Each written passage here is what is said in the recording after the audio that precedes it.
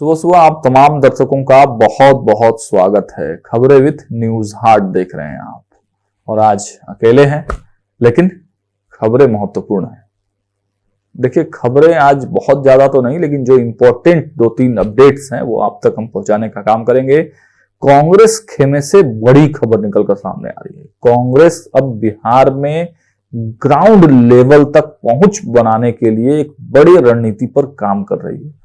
हमने कल ही आपको बताया था कि कांग्रेस की बैठक जब राहुल गांधी ले रहे थे तो उसमें कई नेताओं को फटकार भी लगाई गई थी और एक टास्क भी दिया गया था। अब कांग्रेस एक ऐसी रणनीति पर काम कर रही है जिससे कांग्रेस पूरी तरह से बदल जाएगी, मॉडर्नाइज हो जाएगी। तो उस पर विशेष चर्चा करेंगे। और देखिए, पीएमसीएच की खूब चर्चा होती है। पटना में अवस्थित ये राज्य का सबसे बड़ा सरकारी हॉस्पिटल माना जाता है और इसमें इलाज कराने के लिए दूर दराज से भी लोग खूब आते हैं। इलाज भी होता है, लेकिन विवादों से पुराना नाता रहा है पीएमसीएच का भी और उनके पुराने अधीक्षक का भी। जी हाँ, मैं पुराने क्यों कह रहा हूं, क्योंकि अब पीएमसीएच को नए अधीक्षक मिल गए हैं। पूरी जानकारी देंगे नए अधीक्षक के बारे में, लेकिन सबसे पहले बात कांग्रेस की कर लेते हैं। तो देखिए, कांग्रेस अपने आप को बदल देना चाहती है। राहुल गांधी ने मीटिंग में कहा था कि 90 के दशक में जिस प्रकार कांग्रेस का ठसक बिहार में था, हमारे जो वोटर्स थे उन वोटरों को वापस लाना है और उन वोटरों के साथ साथ और नए वोटर्स को भी जोड़ना है। कांग्रेस पार्टी का पक्ष आम जनता के बीच नहीं जा पा रहा है, या यूं कहें कि कांग्रेस के लोग उनको समझा नहीं पा रहे हैं अपनी बातें। तो अब बड़ा व्यापक प्लान बनाया गया है बिहार के लिए।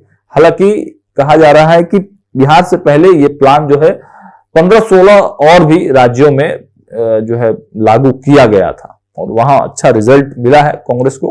अब बिहार में और मजबूती के साथ और बृहद प्लानिंग के साथ इसको लाया जा रहा है। क्या है वो प्लानिंग? तो देखिए, कांग्रेस जो है एक प्लान लेकर आ रही है। उस प्लान का जो ड्राफ्ट है हमारे पास आया है। एक कमेटी कांग्रेस बना रही है, 2 कमेटी बना रही है। एक तो 13 लोगों की कमेटी प्रदेश स्तर पर और कुछ लोगों की रीजनल स्तर पर कमेटियां बनाई जा रही हैं। और जैसे एग्जाम कैसे होता है, सरकारी एग्जाम होते हैं, उस तरीके का विज्ञापन निकाला जाएगा कांग्रेस पार्टी की तरफ से। और उन विज्ञापनों को गूगल फॉर्म के माध्यम से लोगों को भरना होगा। जो कांग्रेस के कार्यकर्ता होंगे, जो रीजनल स्तर पर होंगे, प्रमंडल स्तर पर होंगे, जिला स्तर पर होंगे, प्रदेश स्तर पर होंगे, उन लोगों को अपने डिटेल्स उसमें भरने होंगे। एक तरह की बहाली आप इसे कह सकते हैं। हालांकि इस बहाली के लिए कोई मानदेय नहीं मिलेगा, लेकिन देखिए, मीडिया पैनलिस्ट के पद के लिए ये जो है फॉर्म भरवाए जाएंगे, प्रवक्ता के लिए भरवाए जाएंगे, रिसर्चर के लिए भरवाए जाएंगे। 3-4 पद जो है वो कहे जा रहे हैं कि ये 3-4 पदों के लिए जो है ये बहाली एक तरह से निकाली जाएगी, जिसका नाम जो है वो टैलेंट हंट कहा जा रहा है। Talent Hunt.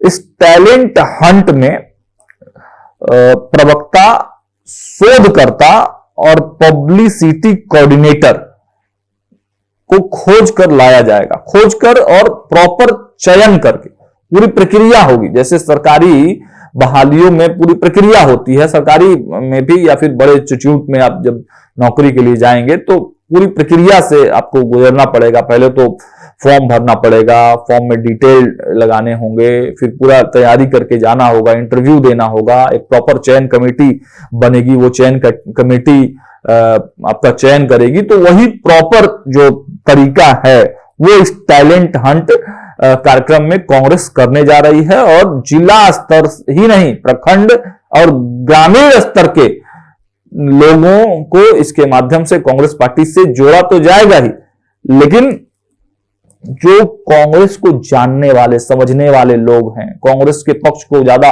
मजबूती से रख सकते हैं। भाजपा जिस प्रकार से एक्शन मोड में काम करती है, जिस प्रकार से अपने विचारधारा पर काम करती है, तो वैसे लोगों की खोज इस पूरे टैलेंट हंट के माध्यम से किया जाएगा। हम आपको बताते चले कि देखिए 13 लोगों की कमेटी जो है वो बनाई जाएगी, जिसमें पवन खेड़ा को अहम जिम्मेवारी दी जा सकती है। पवन खेड़ा के ही नेतृत्व में ये कमेटी हो सकती है, ऐसी खबरें निकलकर सामने आ रही है। पवन खेड़ा, अभय दुबे जो प्रवक्ता हैं कांग्रेस पार्टी के, तो उनको अहम जिम्मेवारी दी जाएगी। आशीष नाथ तिवारी जो पहले कांग्रेस में थे, भी भाजपा में गए, फिर कांग्रेस में चले गए, तो उनको भी अहम जिम्मेवारी दी जाएगी। लेकिन पवन खेड़ा और अभय दुबे ही इस पूरी टीम को जो है वो लीड करेंगे, ऐसी खबरें आ रही है। हालांकि इसमें प्रदेश अध्यक्ष की भी भूमिका रहेगी। तो ये जो चयन कमेटी है वो विज्ञापन देगी, गूगल फॉर्म भरवाएगी और प्रॉपर ज्यूरी बैठेगी।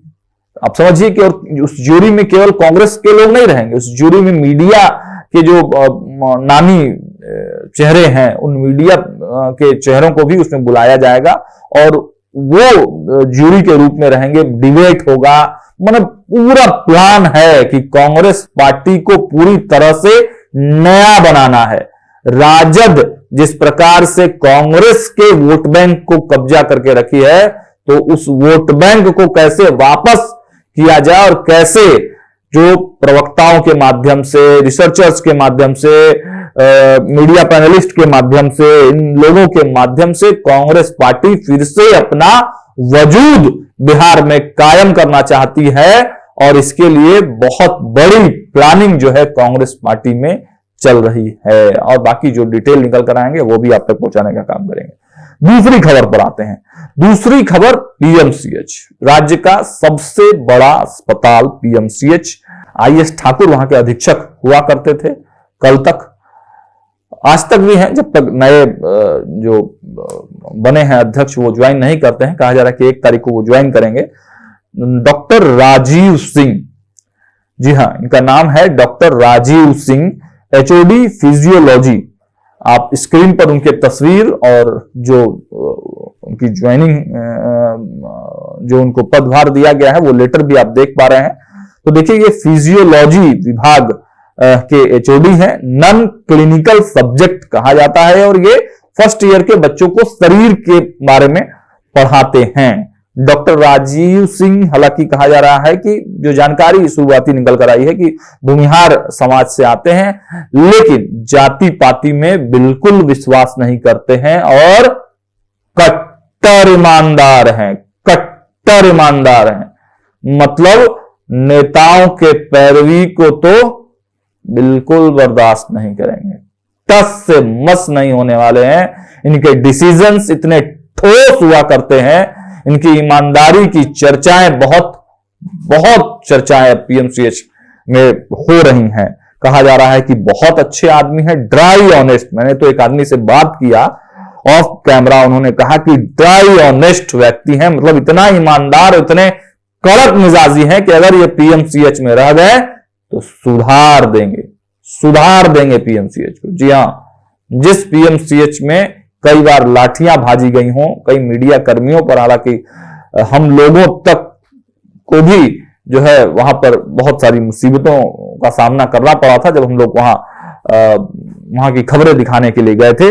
हालांकि मेरी इनसे फोन पर भी बातचीत हुई, मैंने बधाई भी दिया डॉक्टर राजीव सिंह को, तो बहुत अच्छे से उन्होंने बात भी किया। तो देखिए, जो खबरें इनके बारे में और भी छन के आ रही है कि आरएसएस के संघ के महानगर प्रमुख का दायित्व भी इनके पास है, लेकिन बहुत अच्छे व्यक्ति हैं और संघ के पैरवी या किसी पैरवी के माध्यम से इनका चयन नहीं हुआ है, बल्कि सीनियरिटी के हिसाब से, जो सीनियरिटी होता है तो उसके हिसाब से इनका अध्यक्ष बनना पहले से ही तय था।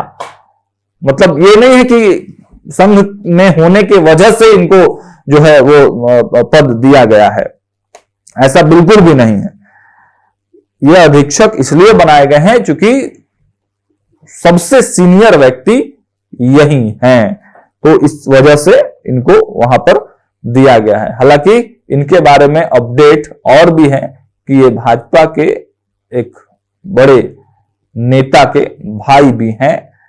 हालांकि ये निजी चीजें हैं, बहुत ज्यादा डिटेल में जो अपडेट्स आएंगे वो अपडेट्स भी हम आप तक पहुंचाने का काम करेंगे, लेकिन फिलहाल तो डॉक्टर राजीव सिंह को बहुत बधाई है और हम आशा करते हैं कि इनके नेतृत्व में पीएमसीएच एक बार फिर से अच्छा नाम पीएमसीएच का और जनता जनमानस का यहां पर काम हो। फिलहाल इस वीडियो में इतना ही।